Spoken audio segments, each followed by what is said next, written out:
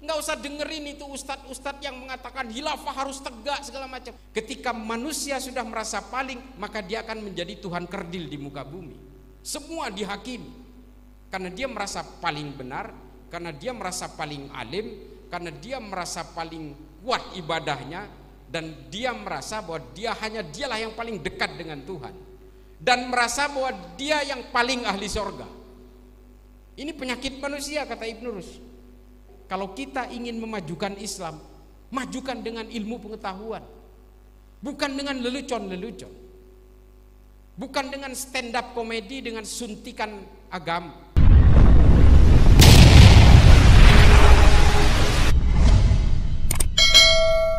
Saya berharap kalian lebih tekun juga selain fikih. Buat perempuan atau ada anakku yang laki-laki, belajarlah kitab tarikh supaya kalian bisa mengambil hikmah dari berbagai kejadian yang terjadi di masa lalu. Tapi apakah Islam hanya soal perang, soal saling bunuh dan sebagainya? Enggak juga. Islam juga mengalami masa kejayaan. Terbentuk sebuah lembaga ilmu pengetahuan namanya Baitul Hikmah yang dibangun pada masa Al-Mansur. Dari Al-Mansur dibangun diteruskan pada zaman raja-raja berikutnya dan mencapai puncak kejayaan pada zaman Harun al-Rasyid. Di situ dibentuklah sebuah perpustakaan terbesar di dunia namanya Baitul Hikmah, dan di situ jugalah ilmu pengetahuan Islam itu mencapai masa kejayaannya. Ya, tolong dipahami ya. Kejayaan Islam itu betul-betul terjadi ketika apa? Ketika ilmu pengetahuan betul-betul mendominasi pemikiran orang Islam.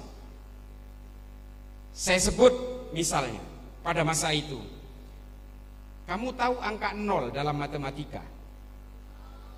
Yang nyiptain siapa? Yang nyiptain itu seorang ulama, dia ahli fikih, dia ahli astronomi, dan dia orang Islam bernama Al-Khawarizmi. Kata-kata algoritma itu diambil dari namanya beliau, tapi versinya orang barat, jadinya algoritma, padahal aslinya Al-Khawarizmi. Ini bukan cocokologi. Kamu tahu teori oksidasi, teori fermentasi di dalam kimia, pernah dengar nggak? Yang menemukan pertama kali itu namanya Jabir Ibnu Hayyan, itu orang Islam. Munculnya di mana? Di periode ini. Orang Eropa belum ada apa-apanya. Orang Eropa ketika itu masih mengolah makanan yang didaur ulang dari pakan ternak. Waktu itu orang Eropa itu mengalami masa kegelapan. Bahkan kalau malam mereka itu tidurnya itu masih gelap-gelapan, nggak ada yang nyalain lampu, karena saking tidak berilmunya orang Eropa. Adik-adik kalau sekalian ini misalnya ditakdirkan bisa ke Inggris, saya sudah. Orang Inggris masih punya kebiasaan kalau malam itu lampunya tidak dinyalakan, jadi gelap itu rumah. Satu kota itu bisa gelap, satu kota kecil ya, kecuali kota-kota besar. Karena apa? Berangkat dari dark era ini, masa-masa kegelapan ini. Tradisi itu terus menjadi budaya. Nah lalu kemudian musik. Coba, musik yang sekarang diharamkan oleh orang-orang Wahabi itu, maaf Kiai, ini saya memang materi saya memang agak serius, nggak apa-apa, buat ilmu aja. Musik yang sekarang diharamkan oleh orang Wahabi Salafi itu justru yang menemukan pertama kali dan mengumpulkan alat musik di Arab itu nama ulama ahli fikih juga, namanya Ibrahim Al-Mausili. Dia yang pertama kali mengumpulkan alat musik di Arab. Lalu kemudian alat musik ini dipertunjukkan di Baghdad, dan dia itu juga menggunakan notasi dasar yang diciptakan oleh seorang ulama Islam namanya Al-Kindi. Al-Kindi itulah yang menciptakan notasi dasar musik do re mi, cukup 3. Jadi nada dasar musik Arab sampai sekarang itu masih nada dasar sekali, makanya nggak jauh dari do re mi aja gitu. Itu kayak gambus Arab itu kan ding ding ding ding ding ding ding, itu aja yang diputar-putar dan dikombinasikan. Tapi kemudian setelah itu muncul seorang ulama besar namanya Al-Farabi. Dia menulis kitab namanya Kitabul Musikal Kabir. Nah, kitab ini yang diterjemahkan ke dalam bahasa Latin namanya De Ortu Sintiarium. Dari De Ortu Sintiarium inilah Al-Farabi menciptakan notasi lanjutan do re mi fa sol la. Si do-nya itu nanti ditemukan di Eropa. Do re mi fa sol la itu Al-Farabi. Ini menurut catatan sejarah. Orang Islam yang menciptakan itu. Dari Kitabul Musikal Kabir ini lalu muncul di Eropa musik-musik barok, menciptakan Johann Sebastian Bach, ada Mozart, ada Beethoven dan seterusnya. Nah, nih kamera nih. Handphone saya ada kamera, ini ada kamera juga di situ. Yang menciptakan itu siapa? Saya. Kamu paling ini pengen beli iPhone terbaru, kameranya yang lebih canggih. Itu yang menciptakan itu seorang ulama ahli fikih juga, namanya Ibnu Haytham. Dia menulis kitab namanya Kitabul Manazir. Lalu dibawa ke Jerman, yang kemudian diwujudkan menjadi kamera dasar oleh pemikir-pemikir Jerman seperti Leonardo da Vinci dan sebagainya, pemikir Itali, dan mereka kemudian menciptakan kamera modern ini. Makanya kamera itu berasal dari salah satu teorinya Ibnu Haytham, Komaroh. Karena Komaroh itu adalah berangkat dari penelitiannya Ibnu Haytham ketika dia ingin memotret gerhana matahari dan gerhana bulan. Makanya namanya kamera. Ini bukan cocokologi, ini ada catatan sejarahnya semua. Dan di masa itulah Islam mengalami kejayaan yang luar biasa. Sampai abad ke-13 ketika kekuasaan Bani Abbasiyah diserbu oleh bangsa Mongol. Dan sejak saat itu jugalah kemudian bangsa Arab lebih kepada politik, yang akhirnya melahirkan pemikiran Ibnu Taimiyah, Taklid As-Siyasatus Syariah. Kitab-kitabnya udah politik semua. Dan ini yang kemudian dicangkok oleh orang-orang Wahabi untuk melakukan gerakan-gerakan pan-islamisme yang akhirnya melahirkan teroris-teroris itu. Konsep al-wala wal bara itu muncul dari pemikiran-pemikiran ketika orang Islam terpuruk secara politik. Nah, ini yang saya tekuni sekarang. Bagaimana ideologi teroris itu bekerja, bagaimana kelompok-kelompok seperti Abu Bakar Ba'asyir bekerja, bagaimana kelompok-kelompok seperti organisasi teror Al-Qaeda, ISIS, hari ini di Suriah juga ada namanya Hayat Tahrirus Syam. Ini Wahabi semua ini.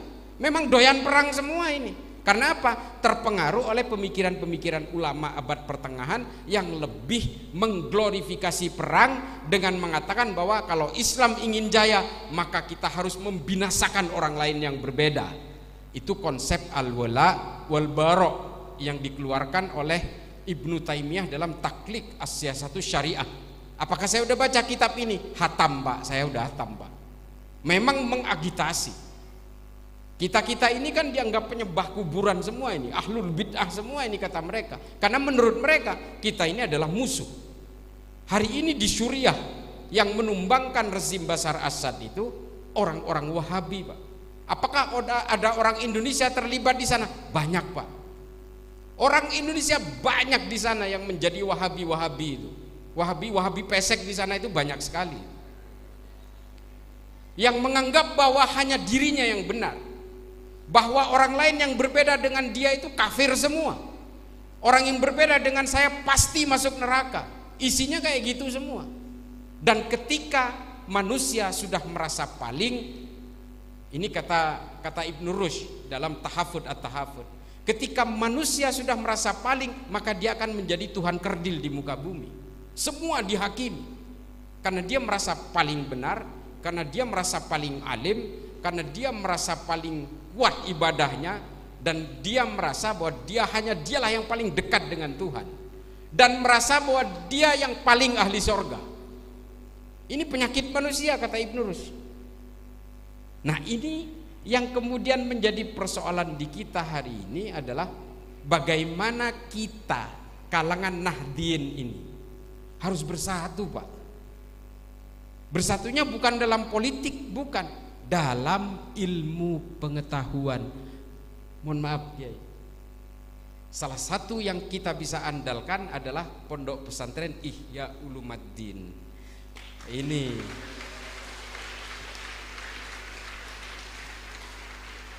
kita berharap penuh dari pesantren-pesantren ini supaya kita melahirkan generasi-generasi ilmu pengetahuan. Saya mau cerita sedikit. Saya pertengahan tahun kemarin saya pergi ke negara-negara Arab sampai ke Afrika Utara, Pak. Keberangkatan saya itu sederhana. Mengapa sih anak muda di Arab itu banyak yang murtad dan banyak yang tidak percaya dengan adanya Allah? Banyak yang menjadi ateis. Itu adik-adik bisa di googling. Kalau punya akses ke handphone bisa di googling ateisme. Ateisme itu tidak percaya adanya Tuhan. Ateisme di Arab keluar semua. Bahwa generasi muda di Arab itu sekarang banyak yang tidak percaya dengan adanya Allah. Boro-boro tidak, mungkin masih mending nggak percaya agama, tapi ini nggak percaya kepada adanya Allah. Ini kan bahaya ini. Meskipun bukan urusan kita juga, murtad sendiri, masuk neraka sendiri. Tapi ketika generasi Islam itu sudah mulai mengalami keraguan terhadap adanya Allah, ini bahaya buat kemajuan Islam sendiri. Saya berangkat mulai dari Uni Emirat Arab sampai ke Oman, sampai kemudian saya berjalan ke Tunis, dari Tunis saya ke Libya sampai ke perbatasan Aljazair. Saya hanya ingin mencari tahu penyebabnya anak muda di Arab menjadi ateis ini apa sih? Apa penyebabnya? Ternyata, Pak, setelah saya perhatikan, penelitian pertama saya itu ke toko buku, Pak. Saya tanya ke pemilik toko buku, anak-anakku, di sini buku paling laris apa? Nah, ini yang menjadi masalah. Mending bukunya Imam Maliki gitu, atau Imam Syafi'i misalnya. Enggak. Yang paling laris di Sarjah, sebuah kota kecil di perbatasan antara Uni Emirat Arab dengan Arab Saudi itu adalah buku yang ditulis oleh seorang astronom Amerika namanya Stephen Hawking. Stephen Hawking ini menulis 3 buku. Saya udah baca juga ini. Menulis 3 buku, trilogi buku tentang Black Hole and the Big Bang Theory. Apa itu artinya?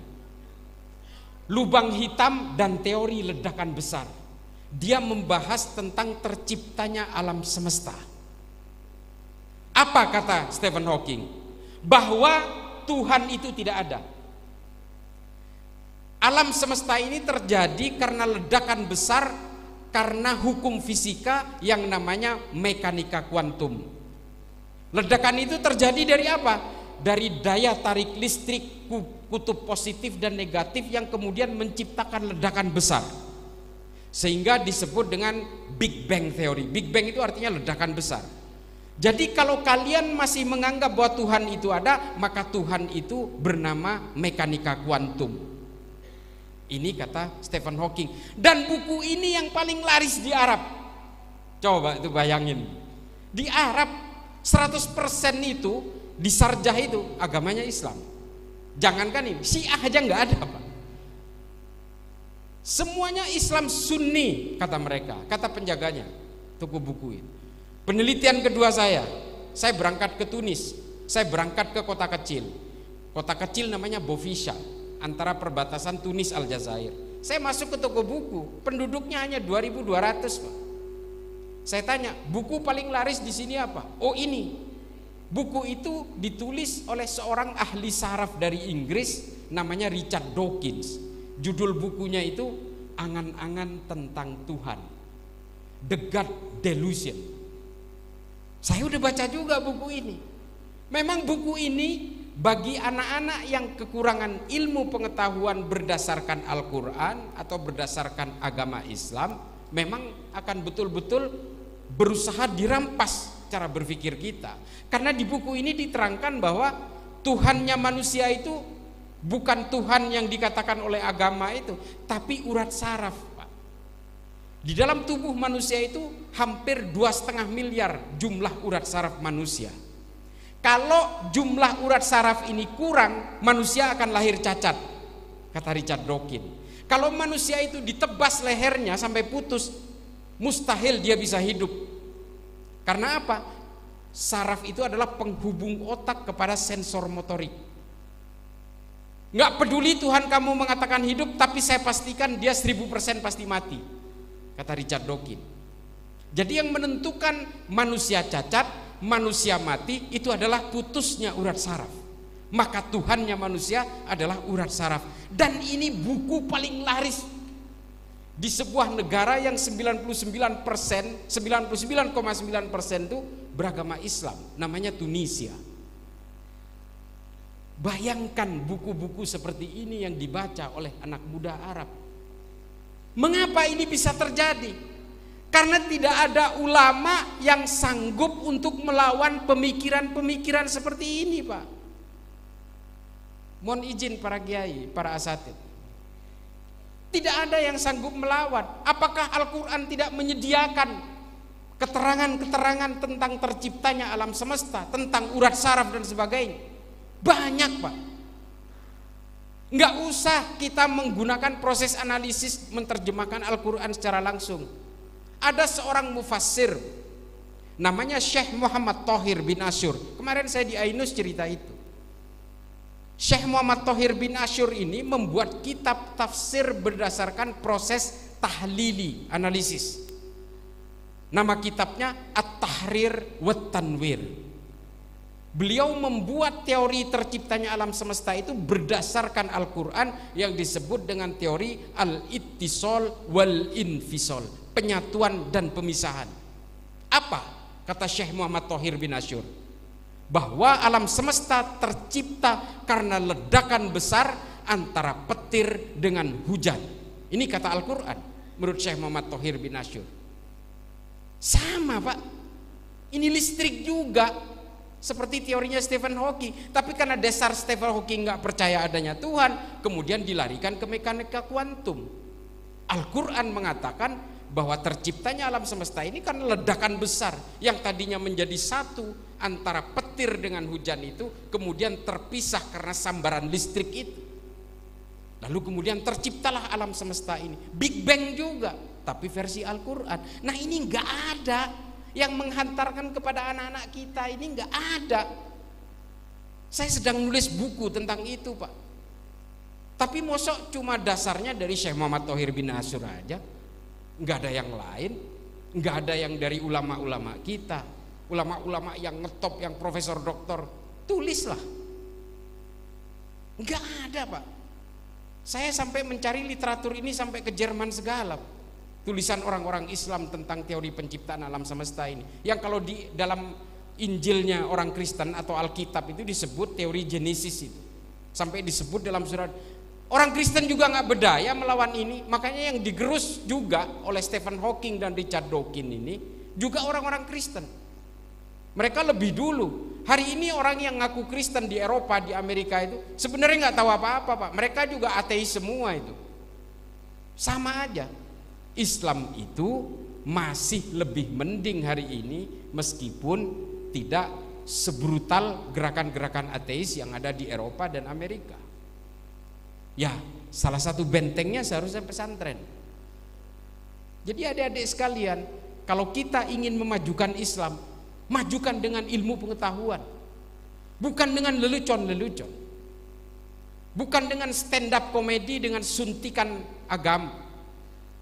Saya mohon maaf, bukan saya itu memang nggak bisa, saya harus serius karena saya memang berangkat dari pengajar gitu. Saya bisa aja saya mengatakan, kamu goblok, jangan tidur gitu, bisa aja, nggak usah. Mereka akan mengalami kognisinya, mengalami metamorfosisnya sesuai dengan pemikiran. Nah, ini yang ingin saya bangun dari generasi-generasi muda Islam ini. Mari kita majukan Islam itu dengan ilmu pengetahuan, bukan politik. Nggak usah dengerin itu ustadz-ustadz yang mengatakan khilafah harus tegak segala macam. Kita udah cukup Pancasila, Pak. Negara ini sudah cukup berpegang kepada Pancasila. Karena apa? Karena itu lampahnya Kanjeng Nabi Rasulullah. Rasulullah ketika hijrah dari Mekah ke Madinah itu apa yang dilakukan pertama kali? Membuat Pancasila di Madinah. Meskipun bukan Pancasila juga. Membuat sebuah kesepakatan bersama yang dinamakan Sahifatul Madinah atau yang kita kenal dengan Piagam Madinah. Itu kan Pancasila juga, yang mengatur kewajiban dan hak orang non-Islam, yang mengatur hak dan kewajiban para pendatang, yang mengatur hak dan kewajiban orang Islam, yang mengatur hak dan kewajiban penduduk pribumi dan sebagainya, diatur secara setara di antara itu. Tidak ada pertentangan. Ini yang dilakukan oleh Kanjeng Nabi. Ini sama dengan yang dilakukan oleh para ulama, para muassis NU. Mbah Wahid Hasyim juga ikut serta dalam perumusan Pancasila ini. Karena memang sama kondisinya. Ketika Indonesia baru merdeka, warganya bermacam-macam. Ada yang Kristen, ada yang belum punya agama, bahkan ada yang komunis, ada yang ateis, macam-macam, Hindu, Buddha, campur baur. Sama seperti Kanjeng Nabi. Di Madinah juga ada Yahudi, ada suku Aus, ada suku Hazrat, ada orang Kristen, macam-macam isinya, ada orang Majusi. Sama yang dihadapi Kanjeng Nabi. Yang dibuat pertama apa? Kesepakatan bersama, mitsaqon ghalidhon, kesepakatan bersama untuk mempersatukan sebagai satu entitas negara. Pancasila udah cukup. Anak-anakku jangan terbangun untuk kemudian bergerak bersama mereka yang mereka hanya ingin menghancurkan kita-kita yang Nahdien, yang punya kesadaran penuh terhadap NKRI ini. Mereka itu adalah para penggunting dalam lipatan. Mereka sebenarnya berpolitik dengan menggunakan jubah-jubah agama. Jangan percaya mereka. Kita belajar sejarah makanya. Dan kata Ibnu Khaldun, yang dilakukan oleh Rasulullah ini adalah konsep sebuah negara yang disebut dengan asobiyah. Sudah pernah tahu Ibnu Khaldun, pernah dengar nggak? Enggak, udah mulai lemes karena udah mulai serius kita. Ibnu Khaldun ini menulis kitab namanya Al-Muqaddimah. Al-Muqaddimah ini menjadi rujukan teori ekonomi dari berbagai ahli ekonomi termasuk Adam Smith dan juga Karl Marx dalam Das Kapital. Saya udah baca Das Kapital, saya udah baca buku-buku tulisan Adam Smith. Pemikiran Ibnu Khaldun diulang-ulang di situ, dibahas. Termasuk perumusan teori demokrasi modern yang kita jalankan hari ini, pemilu-pemilu, pilkada-pilkada segala macam ini kemarin yang kita jalankan, itu juga adalah konsep demokrasi modern yang diambil dari pemikiran Ibnu Khaldun yang dicopot oleh John Locke dan juga John Weinert namanya. Dia yang merumuskan demokrasi di luar konteks bansos apa segala macam, kita nggak ikut-ikut lah itu. Ada serangan fajar, itu modus-modus lah. Itu sebenarnya merusak demokrasi, tapi ya oke lah, itu praktek-praktek manusia, jadi tidak menjadi ukuran. Tapi pada dasarnya semua pemikiran ini diambil dari garis besar politik yang dibuat oleh Ibnu Khaldun dalam Al-Muqaddimah dan Al-Ibar. Mudah-mudahan adik-adik ini bisa baca nanti. Bisa, gampang, gratis di internet. Asal bisa bahasa Arab atau bisa bahasa Inggris. Gratis, tinggal download itu. Itu membahas tentang bagaimana pemerintahan, bagaimana seorang nabi, bagaimana Rasulullah itu bukan seorang politisi tapi seorang negarawan. Itu dibahas semua. Apa buktinya Rasulullah itu bukan politisi tapi seorang negarawan? Karena Rasulullah sampai wafat tidak menunjuk penggantinya. Itu kata Ibnu Khaldun yang kemudian dikutip oleh William Montgomery Watt dalam bukunya Muhammad the Prophet and the Statesman. Muhammad itu seorang rasul dan juga seorang negarawan, bukan politisi. Mengapa bukan politisi? Karena Rasulullah sampai wafat tidak mau cawe-cawe. Makanya disebut sebagai negarawan. Kalau Rasulullah mau cawe-cawe, pasti menunjuk Sayyidina Ali, sepupu, menantu, orangnya pinter, betul-betul taat beribadah dan betul-betul tawadhu. Sayyidina Ali yang ditunjuk pasti. Tapi apa? Rasulullah tidak mau mewariskan kekuasaan kepada semua keturunan dan umat-umat berikutnya. Itu juga dibahas oleh Al-Mas'udi dalam analisis sejarahnya, bahwa DNA Islam bukan politik.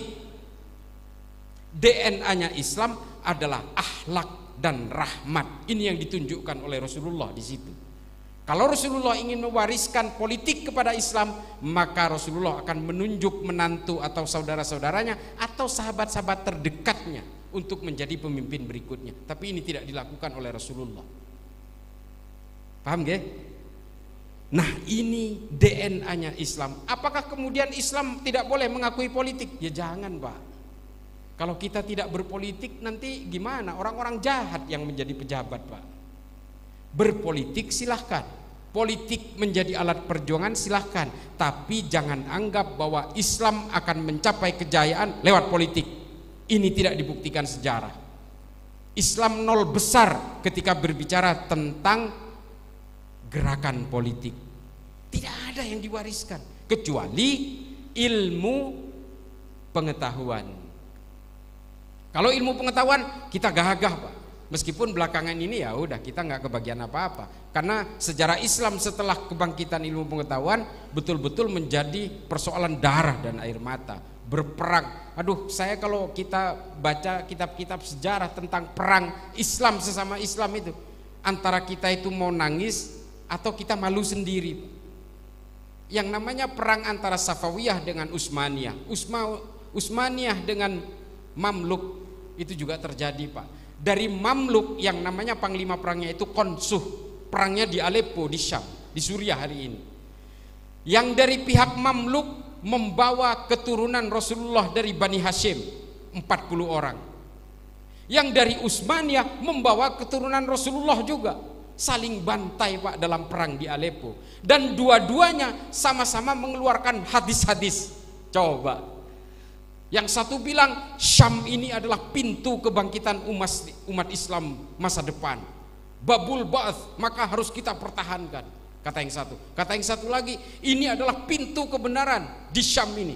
Nah, hadis-hadis ini yang hari ini dipakai oleh teroris-teroris yang ada di Suriah itu, oleh ISIS, oleh Al-Qaeda, ini dipakai. Padahal mereka itu sama-sama mancung sesama orang Islam, Pak, membantai sesama orang Islam. Saya sudah masuk ke Suriah itu berkali-kali. Saya sudah ke Irbil. Irbil itu Irak Utara, perbatasan Suriah. Saya sudah ke Mosul, Pak. Saya sudah ke Izmir, perbatasan Suriah dan Turki.